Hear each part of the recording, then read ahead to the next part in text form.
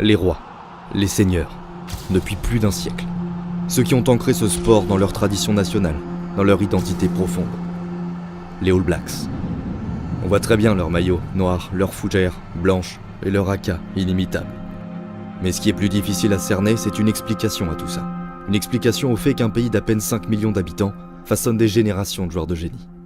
Une explication à une suprématie quasiment inébranlable.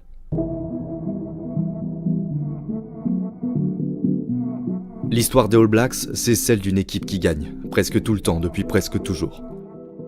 Certains, comme l'Écosse, tentent d'obtenir leur première victoire depuis plus d'un siècle. En vain.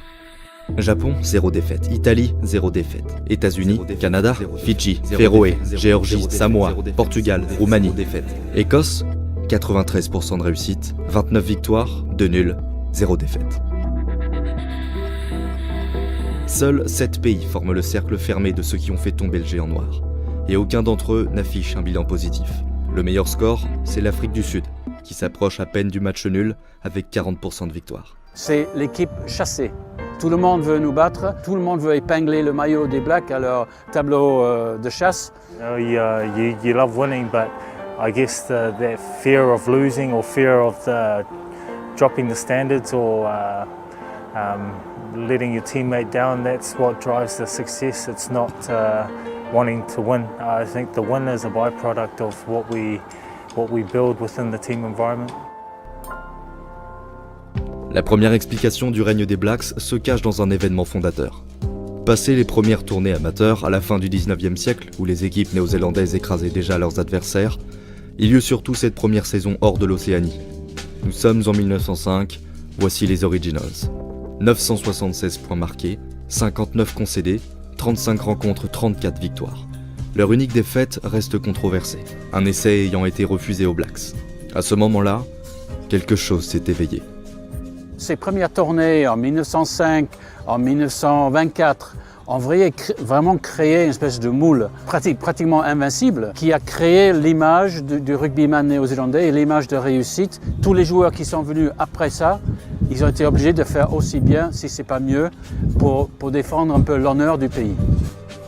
Faire aussi bien, voire mieux. Chez les Blacks, la légende des aînés n'a pas la lourdeur d'un glorieux passé. C'est la promesse de victoire à venir. Une promesse offerte à chaque nouveau joueur. Quand on devient All Black, pas de bizutage, pas de blague, mais une cérémonie millimétrée, censée intégrer le petit nouveau dans la grande épopée.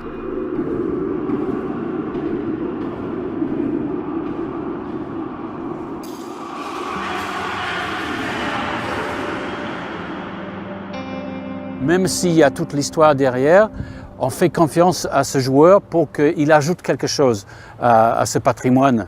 Et quand on le fait rentrer dans l'équipe, par exemple, il doit se mettre devant les autres joueurs et leur dire ce qu'il compte apporter à l'équipe. Et ce qu'il peut apporter à l'équipe sera consigné ici. Un joli livre en cuir noir offert à chaque nouveau Black, le Black Book. En première page, le maillot des fondateurs, les Originals, l'équipe de 1905. Sur celle d'après, celui des Invincibles de 1924, l'équipe aux 32 victoires sur 32 matchs. Les pages s'égrènent comme autant de succès, jusqu'aux pages blanches que le nouveau venu sera chargé de remplir lui-même. Portés par leur équipe, les nouveaux joueurs sont aussi soutenus par une incomparable ferveur. Celle d'une nation néo-zélandaise qui pense rugby, qui vit rugby. Les All Blacks changent l'humeur de ce pays.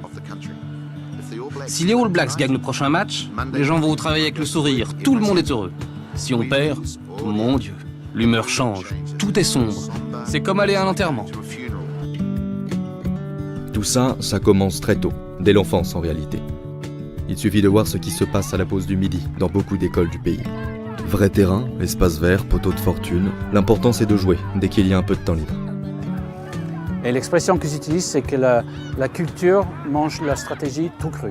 Et évidemment, tu as une stratégie, mais quand tu es sur le terrain et quand tu es en difficulté, c'est la culture qui va te sauver.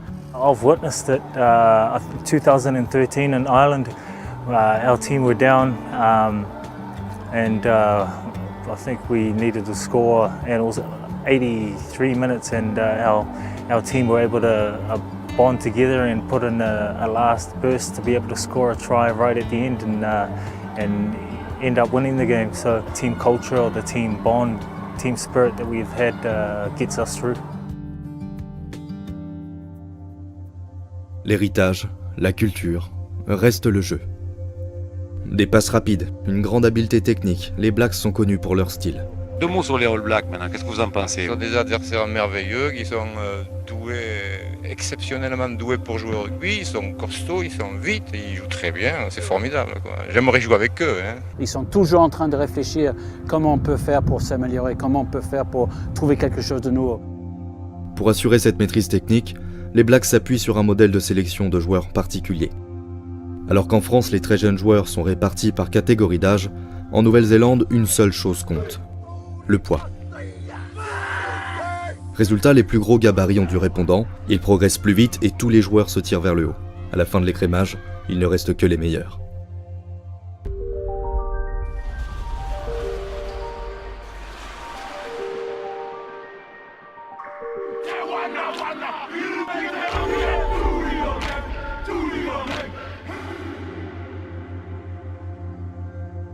Des sportifs poussés à briller, un fort sens du collectif et une passion nationale. Tout cela, ça se voit sur le terrain et ça s'entend. Car les All Blacks, c'est aussi un chant. Ou plutôt des chants, ceux que vous entendez depuis le début de cette vidéo. It's something great for our team to be able to bind together before the kick-off and just to feel each other's energy. I get goosebumps every time I watch it and yeah, definitely miss it. Bref, vouloir regarder un match des Blacks et louper le haka, c'est rater leur premier essai. Reste cette part de fragilité, la possibilité d'un fiasco qui fait des Blacks, malgré tout, des joueurs comme les autres. Les Coupes du Monde, supposées représenter le grand rendez-vous des équipes nationales, ne sont pas une promenade de santé pour les Néo-Zélandais. Les All Blacks ne gagnent pas toujours. Sur les 8 éditions de la Coupe du Monde de rugby, ils en ont remporté 3, dont les 2 dernières. Je suis convaincu que pendant cette Coupe du Monde, les Blacks vont sortir quelque chose de nouveau. Ils ont essayé de travailler dessus un peu en cachette depuis 2 ans. Qu'est-ce que nous, on peut faire pour essayer de rester numéro 1 et essayer de conquérir un nouveau titre, un 3e titre d'affilée?